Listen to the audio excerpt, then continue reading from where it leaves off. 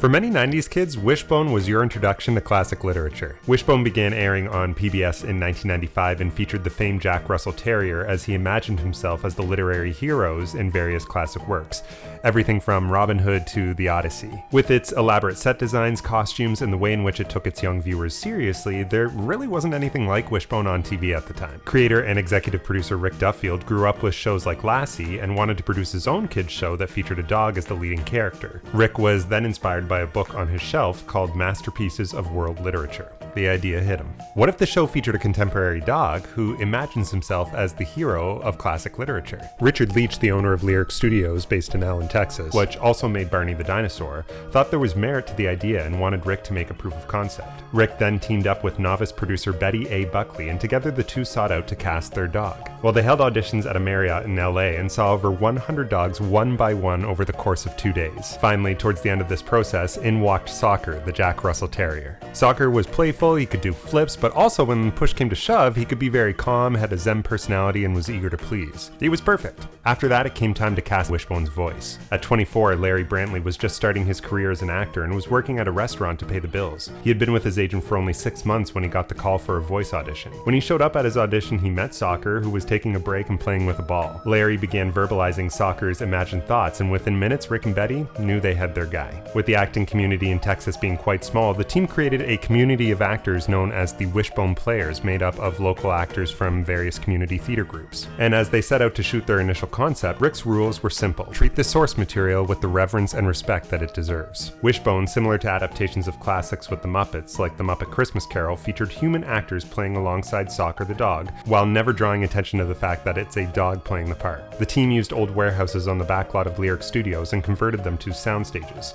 Then, in August of 1994, they shot the first episode, Oliver Twist. And not long after shooting that first episode, Rick Duffield got the call. PBS wanted 40 episodes, and they wanted them by next year. Unlike Barney, which featured one set and a multi-camera setup, Wishbone was filmed in studio and on location, with every episode featuring vastly different sets and costumes. But loving the show, the cast and crew were up for the challenge, and it absolutely was a challenge. Constant roadblocks, losing time, having to come up with solutions on the fly, condensing pages of material, all this for 40 episodes within 1 year. Sawyer, to his credit, appeared in 90% of these episodes, only stepping aside when a stunt dog was needed for a more daring scene. Wishbone was also groundbreaking for its visual effects in a kids' TV show, shooting a great deal of green screen and using 3D composites for locations like ancient Greece. They also shot in a sort of vacuum, with nothing airing and not getting any sort of audience feedback until halfway through their year when their adaptation of Tom Sawyer finally aired. Well, I'm called Tom Sawyer. It took a bit, but eventually the nature of the show caught on with families. Sawyer the dog became a local celebrity in Texas with public appearances and his owner carrying around pictures of the dog with little dog print autographs on them. The show was greenlit for a second season, but only for 10 episodes due to the astronomical costs associated with it. By 1998, the writing was on the wall. The cost of Wishbone outweighed the returns, and the show's future was coming to an end. The last big venture for the cast and crew was a feature-length series finale called Dog Days of the West. On the last day of shooting, Rick Duffield stood in front of the cast and crew and said this: "We're not coming back.